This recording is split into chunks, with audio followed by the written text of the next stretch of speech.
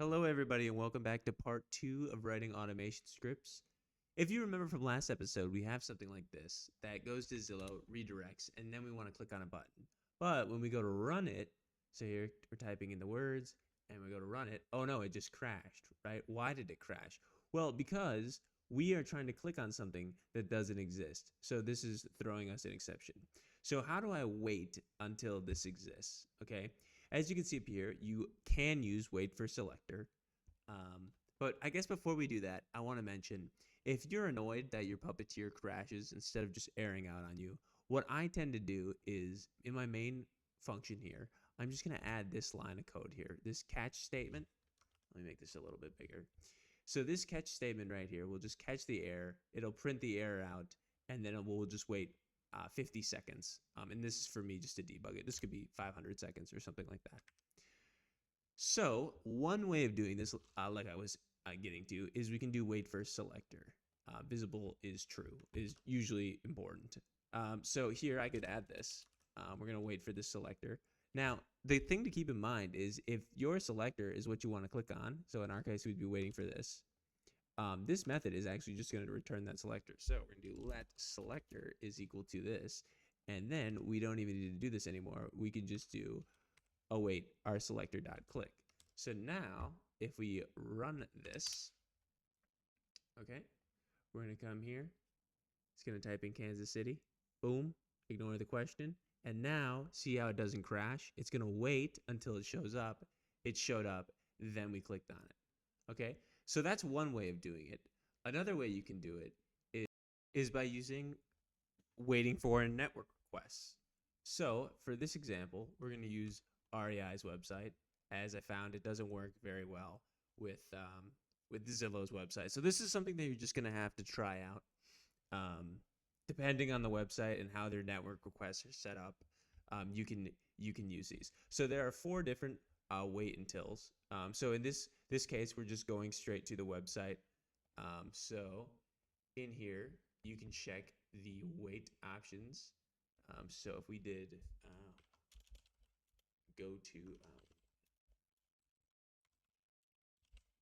our network idle options, just in the documentation here, you can see that there are 4 options. So you can wait for load, which is a load event on the page. There's DOM content loaded, network idle 0, which is 0 network connections within half a second, or 2. So it allows 2 network connections for half a second. I'll show you what both of those look like. So here we're going to have absolutely no network requests in half a second in order for this to be continue to move on.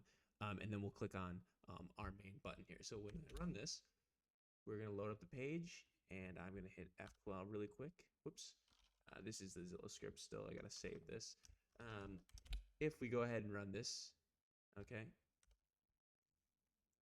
and we go to the network tab, we can see here they are. They're going pretty quick.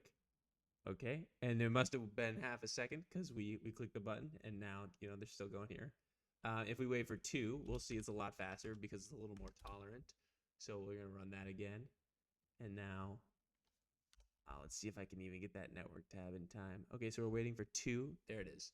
All right, so that works as well. You could do load, so we can try that one out. And like I said, this is just gonna have to be trial and error. And most of the time, if you're just waiting on a button like this, so it looks like it has not yet been considered loaded yet. All right, there it goes. If you're just waiting on a button like this, you would do a wait for selector. But in my case, this is like, we don't know what this is, right? Like, this could be anything. Could be anything here, right? And we just want to make sure the page is like loaded, so to say, loaded as far as we're concerned. So this is one way of doing it.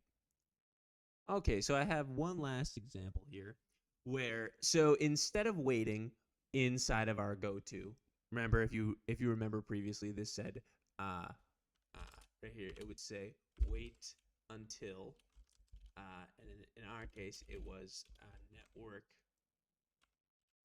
idle 2.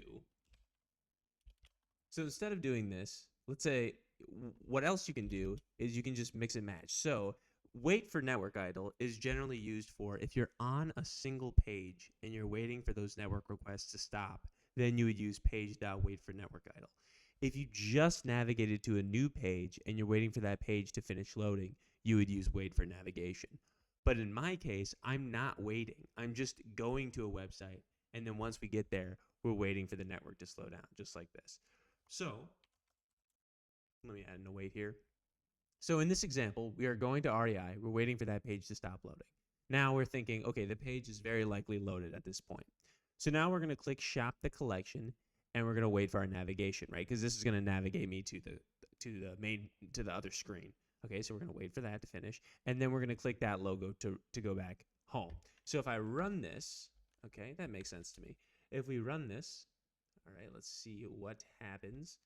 Looks like we have an error here. What is going on? Not sure what that was. I see. Whoops. This was a comma. Now it's a semicolon.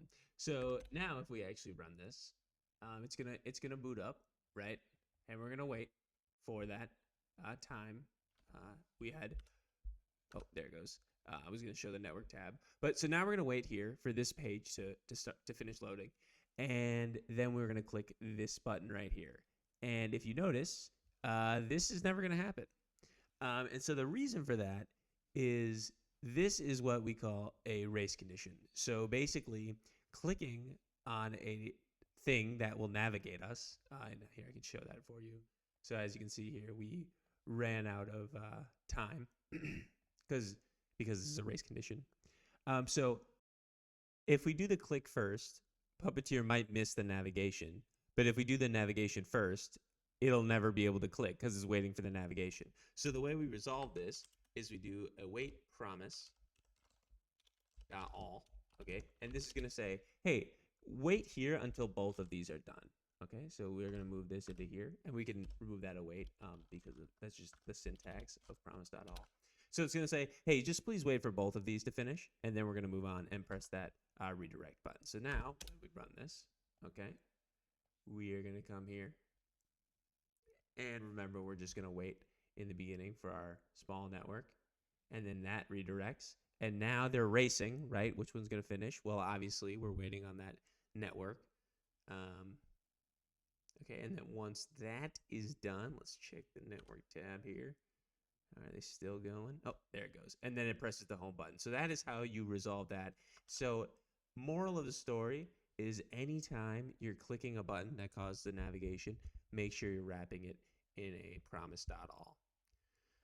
So that just about wraps up this video on how to wait for page loads in Puppeteer. I hope you enjoy, and subscribe for more. Thanks.